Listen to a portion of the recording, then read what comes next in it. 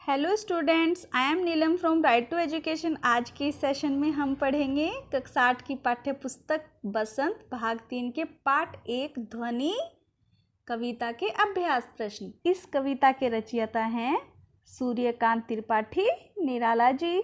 आइए प्रश्न अभ्यास शुरू करते हैं। पहले उन प्रश्नों के उत्तर देख लेते हैं जो कि कविता से हैं। इस क्रम में पहला प्रश्न है, कवि को ऐसा विश्वास क्यों है कि उसका अंत अभी नहीं होगा। उत्तर है, कवि का अंत अभी नहीं होगा, उसे ऐसा विश्वास इसलिए है क्योंकि कवि जीवन के प्रति निराश नहीं है। वह उत्साह और ऊर्जा से भरा हुआ है। उसके उपवन में अभी अभी बसंत का आगमन हुआ है। उसे युवकों को उत्साहित करने जैसे अनेक कार्य करने हैं। अर्थात इसमें कवि कहते हैं कि जिस प्रकार प्रकृति में बसंत आते ही चारों ओर हरियाली छा जाती है, वैसे ही मैं भी अपने जीवन में अपने कार्य द्वारा चारों ओर यश फैलाना चाहता हूँ। इसी क्रम में दूसरा प्रश्न है, फूलों को अनंत तक विकसित करने के लिए कवि कौन कौन से प्रयास करते हैं। उत्तर है, फूलों को अनंत तक विकसित करने के लिए तथा उनकी महक बनाए रखने के लिए कवि उनका आलस्य छीन लेना चाहते हैं। वह उन्हें अनंत समय तक खिले रहने के लिए प्रेरित करना चाहता है। वह उनकी आंखों से बोझिलता दूर करना चाहता है। कवि उन फूलों को अपने नवजीवन के अमृत से सिंचित करना चाहता है।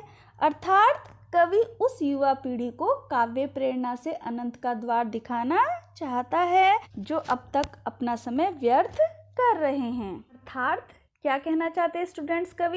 कवि कहना चाहते हैं कि वह अपने जीवन के अमृत से उन्हें सींचकर हरा भरा करना चाहते हैं। कवि अपने जीवन में नव प्राणों का संचार करना चाहते हैं।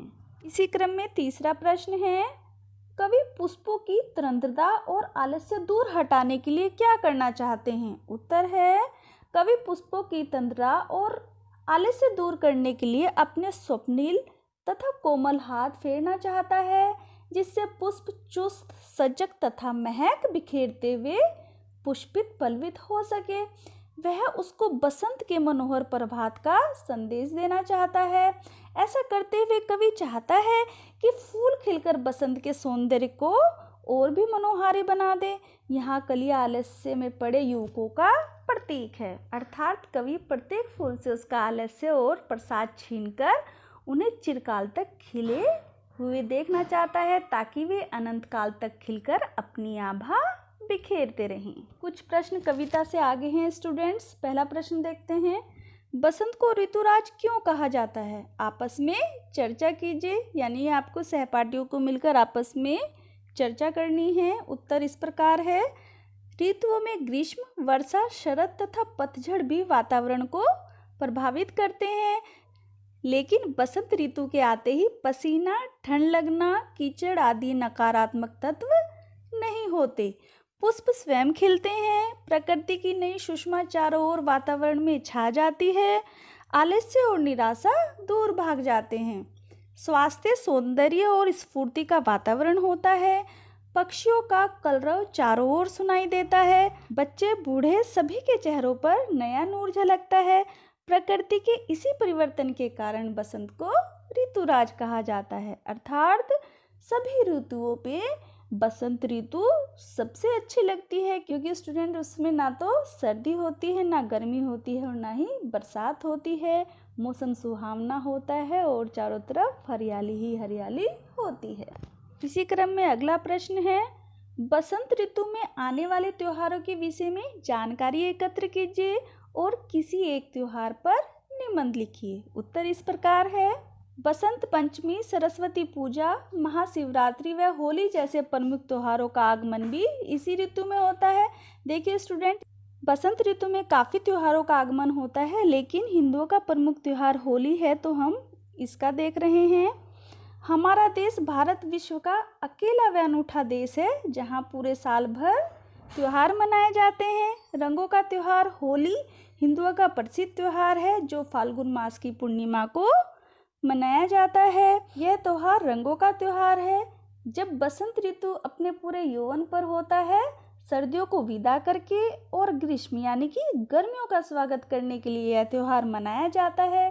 संस्कृत साहित्य में इस त्योहार को मनोत्सव के नाम से भी पुकारा जाता है। इस दिन शत्रु भी अपनी शत्रुता भुलाकर मित्र बन जाते हैं।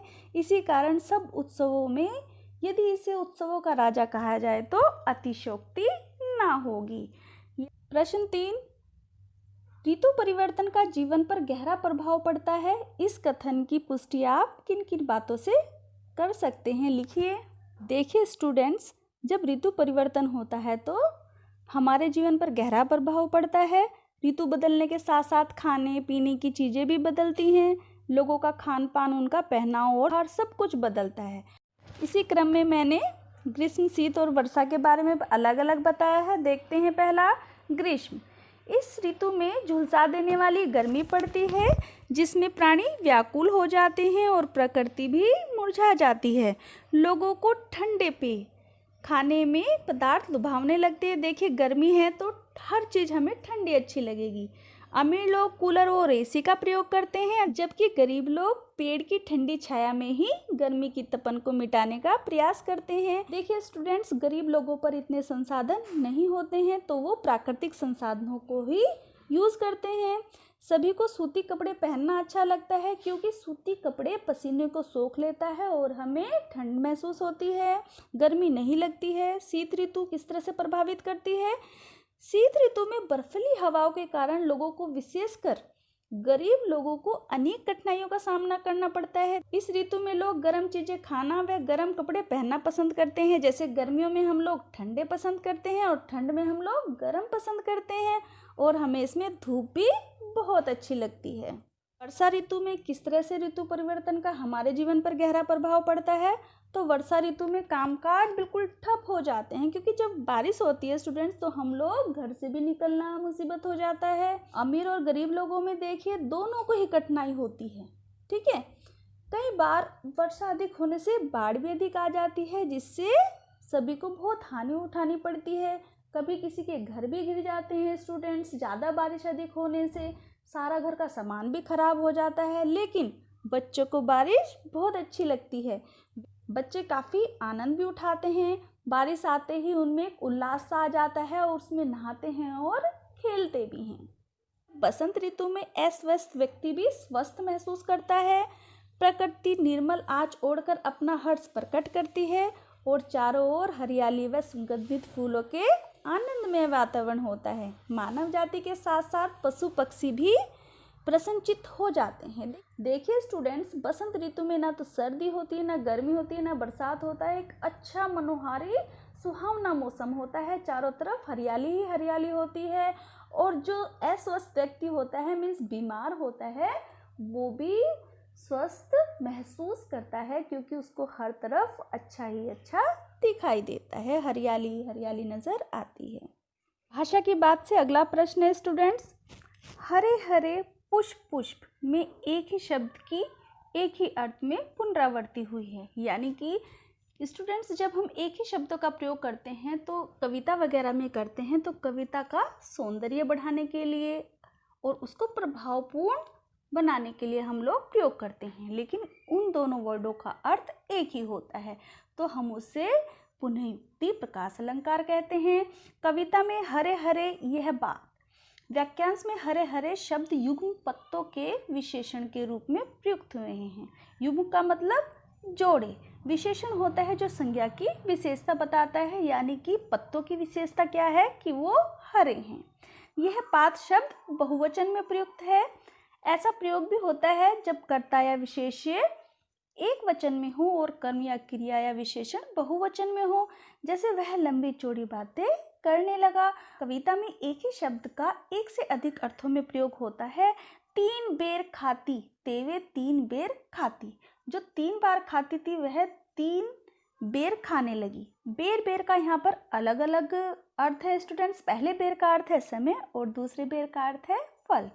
तो इसे क्या कहते हैं? जब शब्द एक जैसे हों लेकिन उनके अर्थ अलग अलग हों तो उनको हम यमक अलंकार कहते हैं।